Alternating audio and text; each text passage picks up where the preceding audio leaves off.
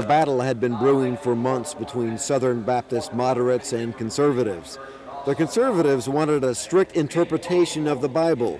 Moderates wanted to allow women pastors and deacons in the denomination. Conservatives wanted to re-elect Dr. Charles Stanley as convention president.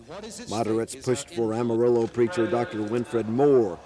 The final vote was much closer than anyone expected. For Winfred Moore of Texas, 19,795 votes for 44.7 votes. Oklahoma conservatives were pleased with the election outcome. Well, for Oklahomans, I believe it just says, as we're saying everywhere, that this is a Bible-loving, Bible-believing denomination, and it will not bow down to those that want anything otherwise. So Oklahoma believes that. It ought to encourage our state, because that's the kind of Baptists we have in Oklahoma. The closeness of this presidential election indicates that the Southern Baptists remain divided. Their job now is to see if they can put behind those differences and work together on some other key issues. This is Scott Wallace, News 4 in Dallas.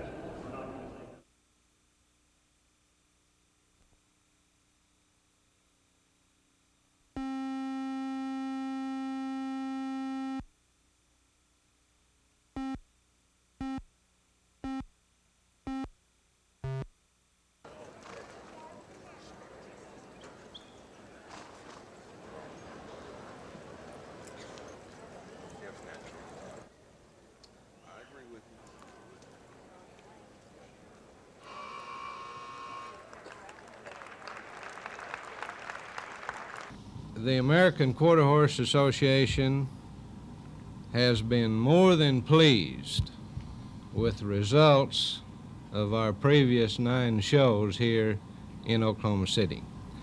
We like Oklahoma City.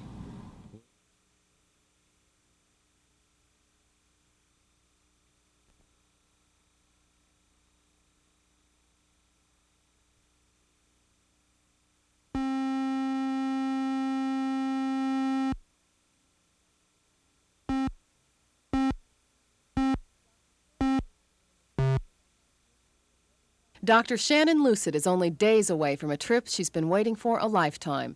In that time, she's accumulated a vast knowledge of science, earning a doctorate in biochemistry from the University of Oklahoma 12 years ago. But it wasn't until 1978 that she was chosen by NASA from more than 8,000 applicants to begin training as an astronaut. Training began in 1979, and now, more than 5 years and thousands of hours of training later, she's ready to take her knowledge to the heavens. That was something I was always interested in since I was a little girl, and primarily the reason why was because I was very interested in the American West, and I enjoyed reading books about the pioneers and the exploration of the American West. And then I just sort of grew into, wanting to explore the world. But then I decided that the world was pretty much explored. And then about that time, I started reading books about Robert Goddard and the rockets that he was experimenting with out in New Mexico. And so then I just got really interested into space and read everything I could find about it, and was in hopes that someday America would get into a space program, and eventually they did. Good afternoon. Glad everyone could make it. And she did, but Dr. Lucid won't be exploring alone. 4 other astronauts will make up the flight team, along with 2 payload specialists. Patrick Baudry will conduct medical experiments from space for the French. Sultan Salman Al Saud will photograph Saudi Arabia from space, looking at minerals and forestry. It's not only a first for Dr. Lucid. The Space Shuttle Discovery marks the first time ever an Arab has been in space. I should really say one thing, that on launch day, whenever that occurs, you will have 800 Muslims, 155 million Arabs glued to their television sets, to their radios, watching an American space shuttle carrying one of their own to the heavens, to space. And if that's not bringing America closer to that part of the world, I don't know what will. Dr. Lucid enters the world of space next week and accomplishes a dream. 219 miles straight out. It's a long way from home. I think Oklahoma is a great state, and I'm very proud to be a part of Oklahoma, and I consider myself an Oklahoman. I think Oklahoma will always be home because I spent the majority of my life there. Dr. Lucid and her fellow crew members will enter medical isolation here next week and remain there until the launch date, which right now is scheduled for June 17th. Terry Cook reporting from the Johnson Space Center in Houston.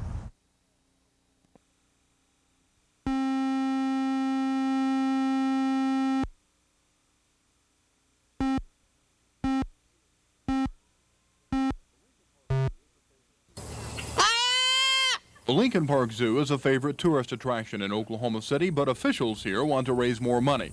To do it, they decided to try and lease some land for possible development of a pari-mutuel racetrack. They finally have a taker. The Edward D. Bartolo Corporation wants to lease this 420 acres to build a $75 million racing facility. The group already owns Louisiana Downs and 3 other racetracks. But Oklahoma House Bill 1508 makes it illegal for public trust to enter into any agreement for land which would be used for pari-mutuel. Despite the setback, officials with Louisiana Downs still want to build next to the zoo. We think it's an outstanding opportunity for a fine development, and we feel with our experience in 25 years of racing, 3 racetracks, that we're in a position to provide the finest racing facility that can be built here in the state of Oklahoma. But not everyone thinks the track will be a benefit to the northeast section of town. Representative Kevin Cox voted for Bill 1508, and he says he doesn't think the track would offer people in his district decent jobs. The jobs will probably consist of picking up beer cans, picking up trash, and shoveling horse manure, and not those of management and decision-making and those in the concession and actually building the stadium. But all is not lost for the zoo and other public trusts wanting to get involved with pari-mutuel. The bill has been put on the Senate calendar for reconsideration. Until then, the debate over a racetrack at the zoo will continue. Kevin Ogle, News 4.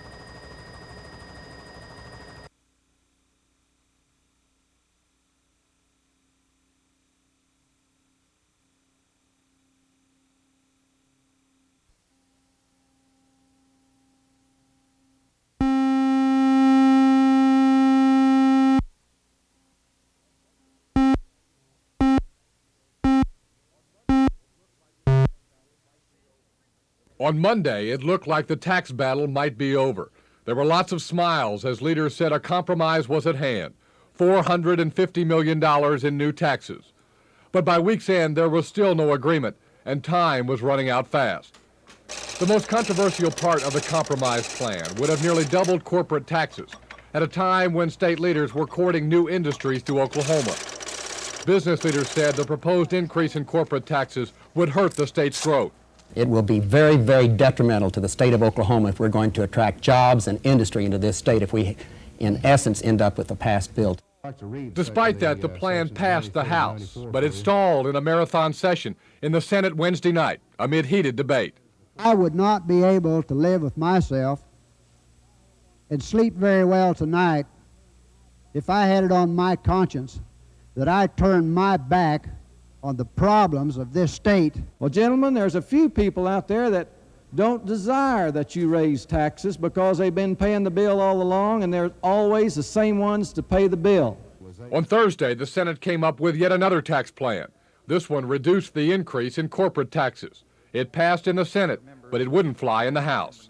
We've made compromises all session long, and we're still willing to negotiate and try to work out something on the legislation. That there will be a tax increase is not open to dispute. How much it will be and what form it will take is. Tomorrow, another tax plan is scheduled to be introduced. It reportedly contains yet another compromise between the House and Senate on corporate taxes. But time is fast running out. Legislators have only 3 more days to pass any tax increases. Jeff Fowler, News 4 at the state capitol.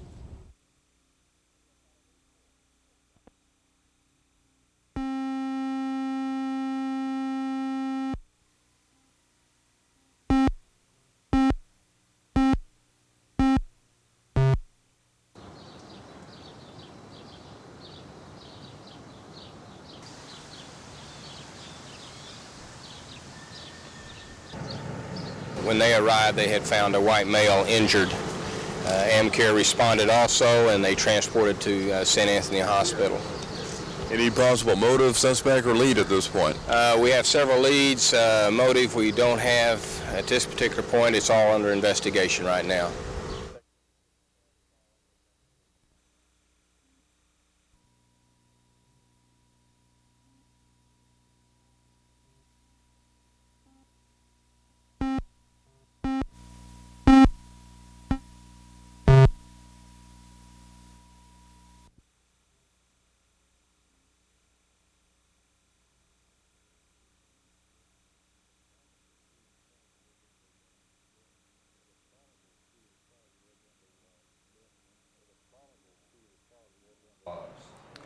Well, the problems with the cheese it causes evidently death in infants and in some mothers, pregnant women. It's a bacteria that seems to affect mainly babies and pregnant women. In normal healthy adults, it doesn't seem to affect them at all. The product seems to have affected mainly a Hispanic population because the product is mainly a Hispanic food.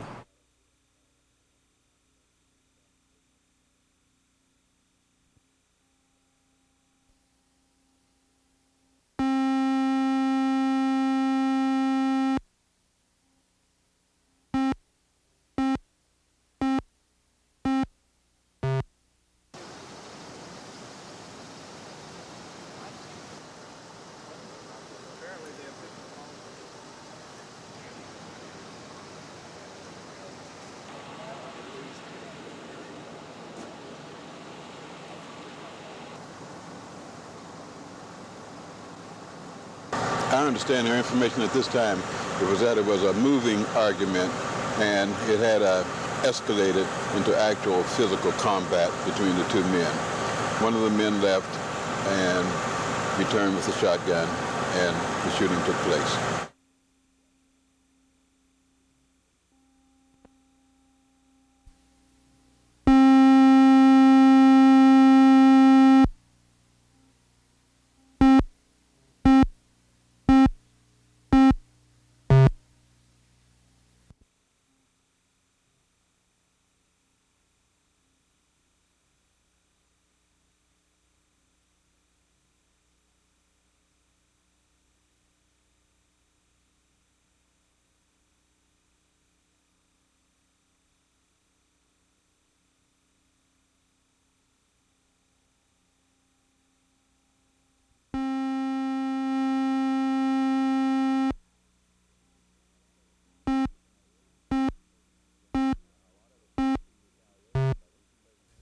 A lot of us want to see retaliation, but I think the President's exactly right.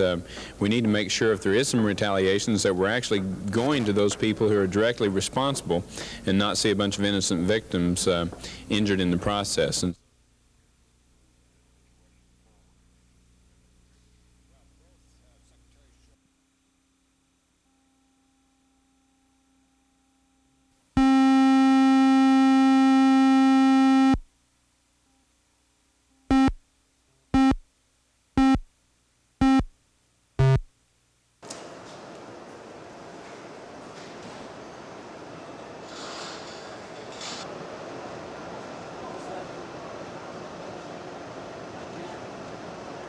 Well, everybody's done this for a long time. We've been in business 115 years, and we know how to do it, and so far no problem. It's a good building for us to play. They have plenty of space for us, and we really enjoy being here.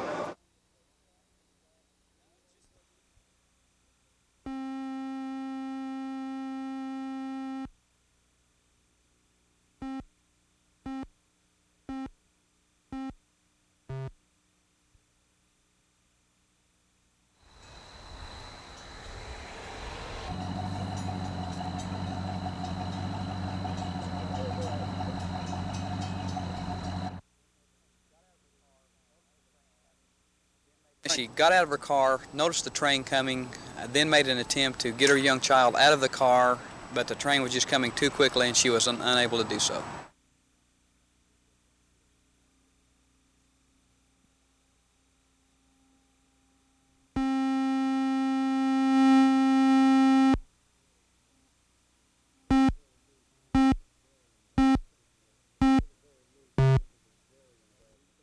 To say the very least, this is a very embarrassing situation for the Oklahoma City Police Department. However, we take pride in the fact that after being notified of this incident, we were able to investigate it and bring it to this conclusion.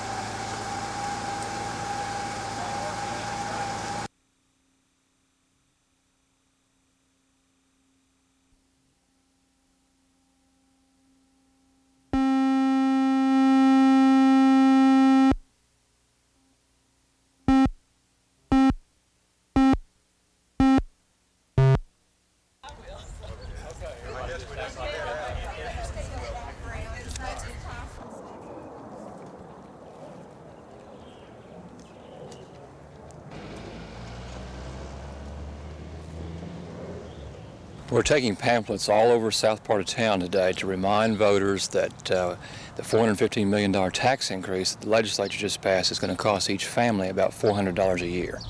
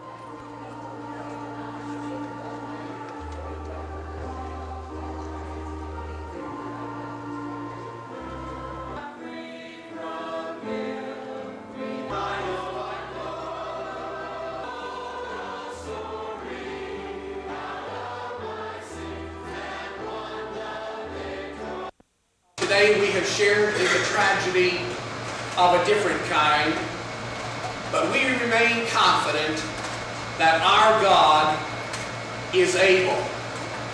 From that which seems hopeless, from that which speaks of despair, our God is able to bring a deep, abiding peace.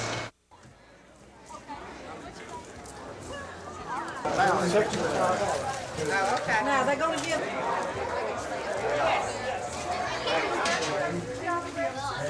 Sorry. $2 minimum on the plate, $2 minimum, $2 maximum.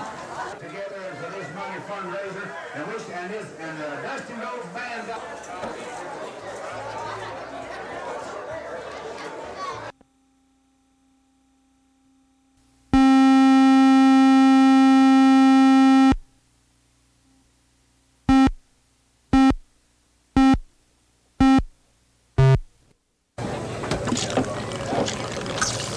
Bartenders in clubs and restaurants that have secured a liquor license mixed drinks with a clear conscience today. At 12:01 this morning, Oklahoma's liquor by the drink law was in effect. For the club managers that waded through all the paperwork and waited in line to get a permit, today marks a new beginning in the Oklahoma restaurant industry. It is kind of nice to be above board for a change and not have to worry about maybe spending a little time down at the local hooskow. So everything is perfect now. I'm happy I can breathe a little easier. For patrons, it was business as usual during today's lunch hour. The same restaurants that served liquor illegally on Friday were legitimate today. But for the Oklahoma City Chamber of Commerce, the new law in the books will be important. We believe that there have been some conventions that have not come to Oklahoma City because we didn't have liquor by the drink. We believe that this will change, will give us a more positive national image. For many clubs and restaurants, the new liquor law is a double-edged sword. While it's nice to be legal, liquor licenses don't come cheap. And many club owners say that fact may prohibit them from expanding their businesses in the near future. In northwest Oklahoma City, Kurt Autry, News 4.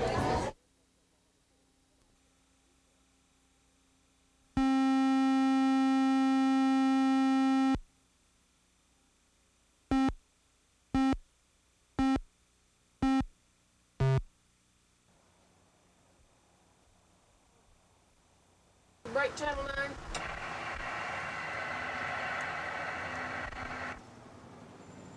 Well, that's to get the travelers off the highway and give them a few minutes rest, stretch their legs, and possibly get away from having that white line fever.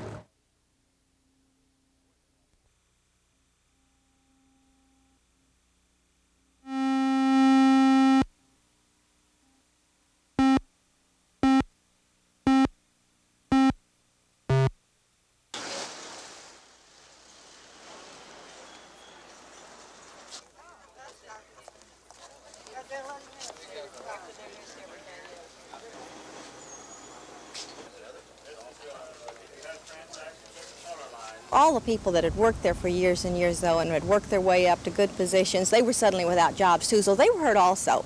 It wasn't just the uninsured depositors. It's all the people there that had worked and worked hard through the years, that they lost their positions and they had to start their lives over.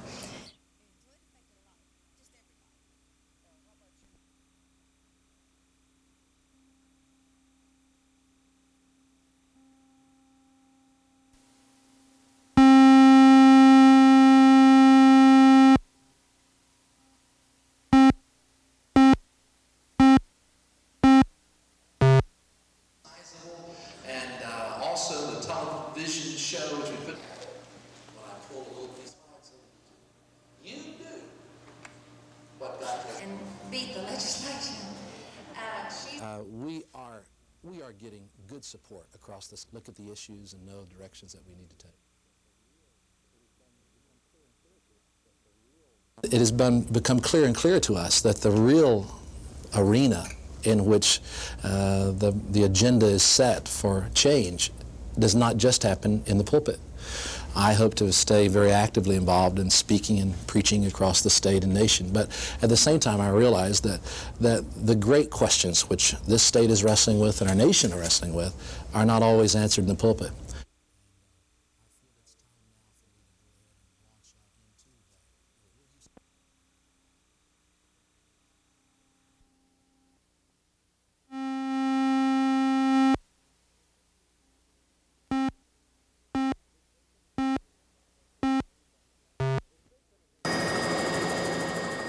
The state penitentiary in McAlester has made the headlines several times this year. Oklahomans were shocked when 5 dangerous criminals successfully escaped from the maximum security prison. A few weeks later, an inmate held a prison nurse hostage for 17 hours. And a handful of inmates have already been either stabbed or strangled to death. Last week, corrections administrators decided to try to correct the problems by firing penitentiary warden John Brown and replacing him with a former deputy corrections director. The new warden's job won't be easy. This penitentiary houses the state's most hardened criminals. In Oklahoma, other prisons' problems end up here at the state penitentiary in McAlester. Warden Gary Maynard says he's ready to step through the penitentiary's revolving steel door. He's been here before. Maynard served as the penitentiary's deputy warden in the late 70s.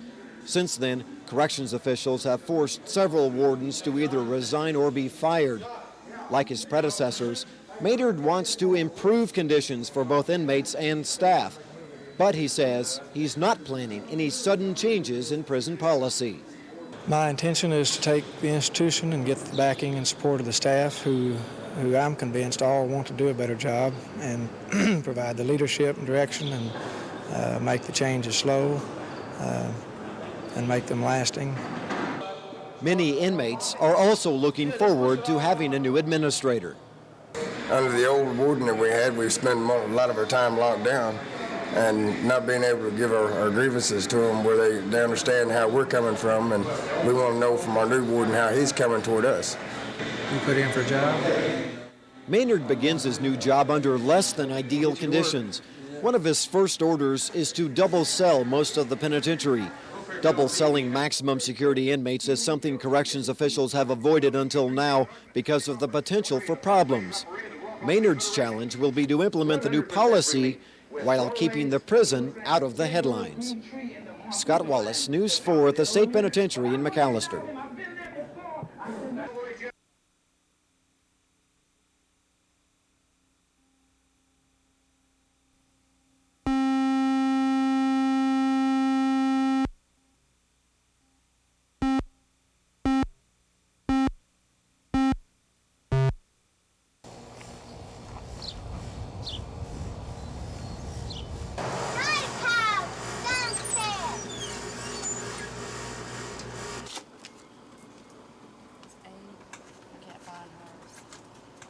Yes, I was scared.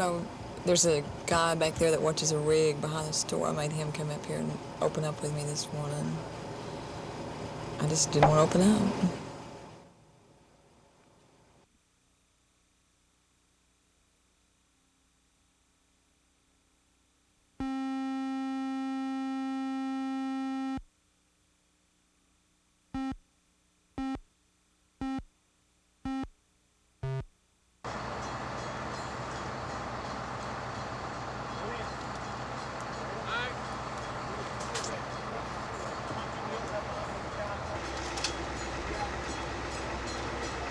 He laid it over on the other side. I guess he was going too fast to make it. He thought it was a judgment call, and the bike made it just in front of the train, you know, third engine up there. And he slid right up under it. And he got his leg caught up on this side and cut his leg off completely. And he slid up under the train, and he wound up under the third car.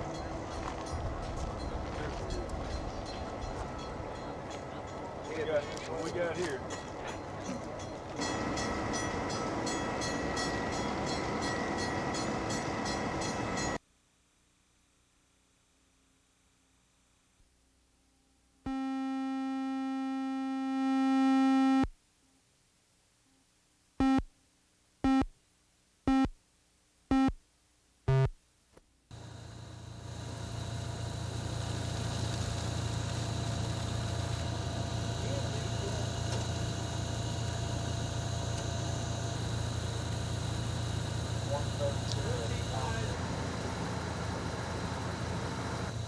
He put his canine dog on the ground and was able to track at least one of the suspects to the area of 15th and South Santa Fe, where he made apprehension of that particular suspect. Right now, our detectives are investigating the crime scene and trying to establish if any other persons are going to be involved in this.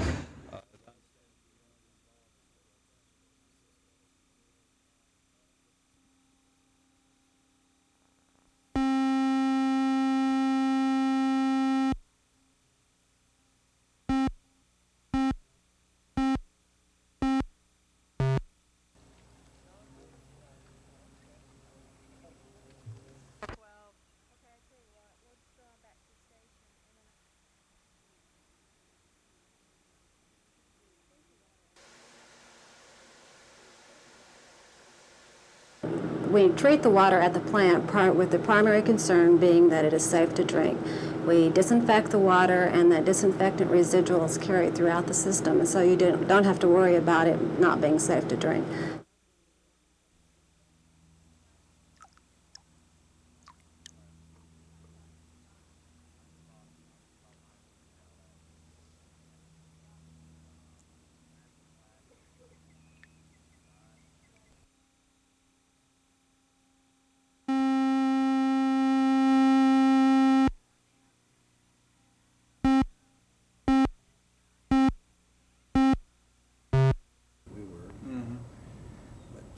The biggest problem, and you were the first night we got the one. We have, and we only have 78. The majority of them are still interim at this point, you know, because we're still investigating the applications. And I have publicly on television and in the papers and on radio said, we're serious folks, we're going to enforce it, and now the time has come to do that, and that's exactly what we're doing.